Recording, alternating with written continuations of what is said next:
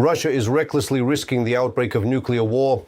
This was the response of the EU High Representative for Foreign Affairs and Security Policy, Kaja Kallas, to yet another massive terror attack by the occupiers. She emphasized that since the Kremlin has reached a dead end both politically and on the battlefield, it is trying to intimidate Ukraine and the world with heinous acts of terrorism, deliberately striking city centers to kill as many civilians as possible. The use of Oreshnik medium-range ballistic missiles, which are designed to carry nuclear warheads, was described by Kallas as purely a political tactic of blackmail. The diplomat announced that as early as next week, the foreign ministers of EU countries will gather to discuss new mechanisms for increasing international pressure on Moscow. World leaders are condemning the massive Russian attack on Ukraine one after another. Canadian Prime Minister Mark Carney called Russia's strike on civilian targets in Kyiv yet another proof of Moscow's illegal aggression. He called on the Kremlin to immediately stop the attacks. Latvian President Edgars Rinkēvičs stated that Russia continues its terrorist war against Ukraine. Lithuanian President Gitanas Nausėda emphasized that terrorizing the civilian population remains the Kremlin's main tool. Support for Ukraine was also expressed in Estonia, Finland, Austria, and Moldova. And now we are joined live by Serhii Leshchenko, advisor to the Office of the President of Ukraine. Mr. Serhii, welcome. Thank you. Glad to be here.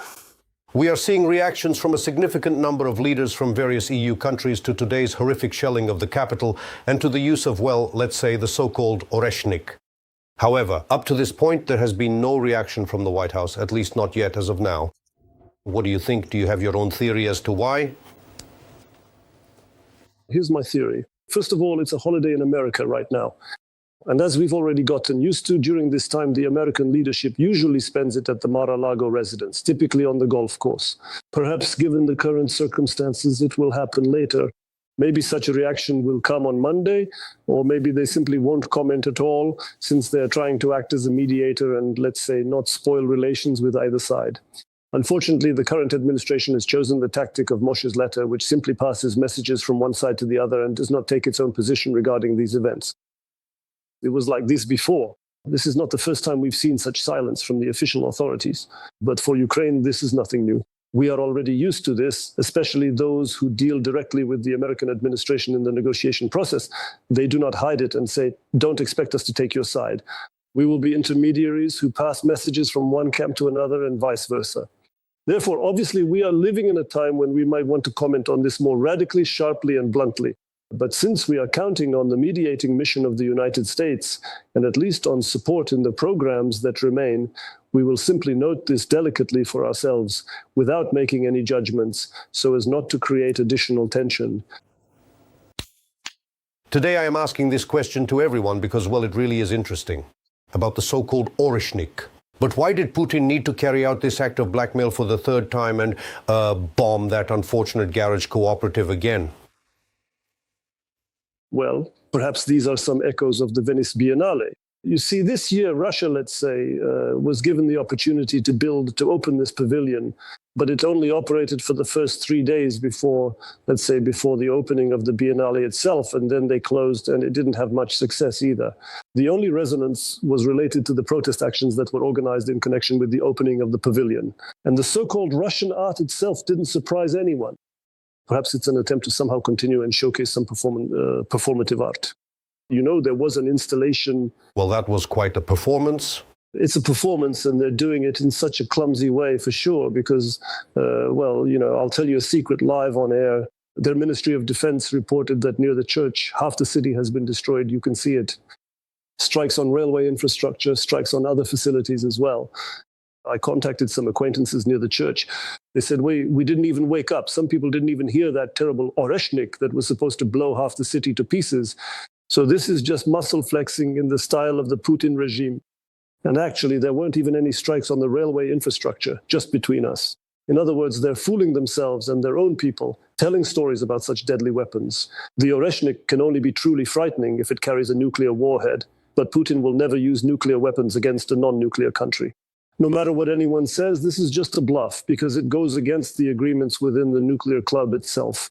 And if he does this, he will lose support not only from the US, obviously for clear reasons, but even from China, because China itself is not interested in this. When it comes to the proliferation of nuclear weapons, China takes a very principled stance in this regard. Nuclear weapons must be restricted in their use and should never be used by a nuclear state against a non-nuclear state, which, of course, Ukraine is. Therefore, this had an exclusively psychological, perhaps even hypnotic character. It was meant to impress someone, the use of Oreshnik, so that everyone would wring their hands and say, "Oh my God," ready to fall at Putin's feet, just don't shoot anymore. But to me, it seems to have had the opposite effect. And we can see this, including among the Z bloggers in their social networks, in their Telegram channels, especially if you read the comments under their posts.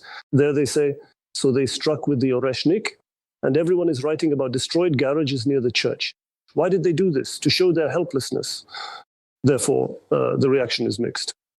Let's just keep in mind that Ukraine has a crazy neighbor who might even shoot a spokesperson, but we all saw the result on our screens.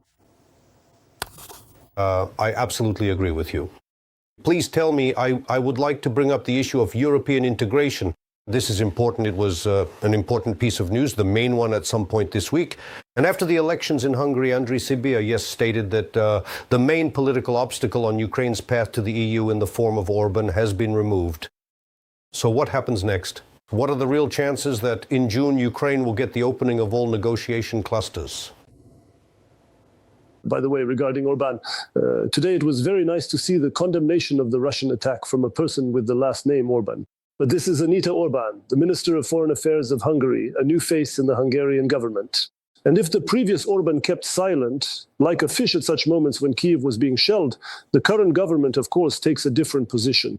This is yet another reason to thank the Hungarians for making the right choice and to count on a much friendlier approach, a more friendly attitude toward Ukraine from the new administration in Budapest. As for, European integration, that's a question that, is probably better discussed now in the negotiation rooms because this process is not over yet. Ukraine's position has been stated very clearly by Volodymyr Zelensky. We do not need fake memberships, 50% membership, or any invented formats created just for us. Ukraine needs full legitimate membership with voting rights and access to joint budgets. But Ukraine is not just in the role of a petitioner. Ukraine is also making its own contribution to common European security, possessing the most trained and prepared armed forces in all of Europe, and demonstrating heroism and experience that no other country even comes close to having. And Ukraine is offering this as a mutually beneficial cooperation. We are joining as a full-fledged member and creating for the security of the European community that very bastion which will definitely guarantee all of us in a united Europe a safe future against Russia. And the proposal that was put forward by the German Chancellery is unacceptable for Ukraine. Ukraine has earned the right to be Europe, a member of the European Union. Ukrainians are defending European values, and unfortunately, many Ukrainian heroes are dying while defending these values, which sadly for many Europeans have become just empty words. Because the last major war in Europe was 70, 80 years ago. And even the grandparents of those who are now expressing skeptical opinions about Ukraine's membership have already passed away. And this generation of Europeans does not know what a major war is and does not understand how important a component Ukraine is. That is why Ukraine will communicate on every platform as much as possible that Ukraine deserves full membership. And there is no need to deceive us, no need to tell us about half measures or to look for some pseudo formats. If you don't need Ukraine, then why did you grant Ukraine candidate country status? If you don't need Ukraine, just say so. But of course, they won't say that. They will look for an excuse not to accept Ukraine as a full member. We've already gone through this many times in our history. That is why Volodymyr Zelensky's frankness lies in taking off these masks and not being afraid to address the issue directly instead of resorting to pseudo-solutions. Associate membership, there is no such thing. At one time, so-called associate membership was a term used by European journalists, not now, but about 15 or 20 years ago, to refer to the association agreement between Ukraine and the European Union. They called it associate membership. Okay, but let's not call this kind of semi-integration format associate membership. Either it's accession or tell us exactly what we need to do step by step, 1, 2, 3, with specific timelines, concrete deadlines, and clear decision texts. And then we will fulfill them. And then you won't be able to tell us anymore that you don't want to accept us as full members. But instead, offering us associate membership formats, this is unfair to Ukraine. And Mr. Serhii, may we ask you about another important piece of news information from this week that has caused a stir on social media and in society in general? Both the president and Ukrainian intelligence have spoken and continue to speak about the high probability of a Russian offensive from the north through the territory of Belarus. How real is this threat in the near future? You know, this threat has never been zero, but right now we are seeing activity from Russia on the territory of Belarus. And we remember, and our experience should no longer mislead us, in 2022, the attack on Ukraine was carried out from the territory of Belarus. Russian armed forces physically advanced from the territory of Belarus. So when we see such activity now, we are warning that we see everything, and we will not allow ourselves to be deceived. And of course, Putin would like to stretch the front by hundreds more kilometers in the north. He would like the Ukrainian defense forces to be pulled away from the Donetsk region and make it easier for him to carry out his plans in Donbass, yes.